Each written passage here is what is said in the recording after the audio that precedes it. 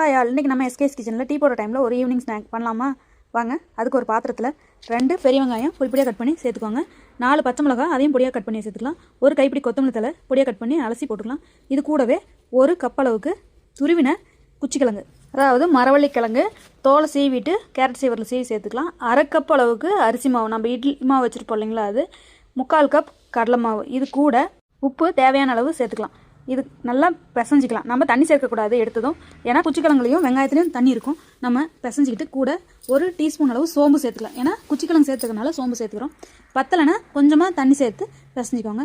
நம்ம போண்டா மாவு பார்த்துக்கு கரைச்சாச்சு. இப்போ எண்ணெய் காஞ்சதும் போட்டு பொரிச்சு எடுத்துட வேண்டியது தான். இதில் நம்ம சேர்த்துருக்கிற குச்சிக்கிழங்கு போண்டாவை சாஃப்டாக வச்சுருக்கோம். அதே சமயம் அரிசி மாவில் மேலே மொறுமொறுன்னு இருக்கும். பொன்னிறமாக வந்ததும் நம்ம எடுத்துடலாம். சூப்பராக சுவையாக ஒரு ஈவினிங் ஸ்நாக்ஸ் ரெடி.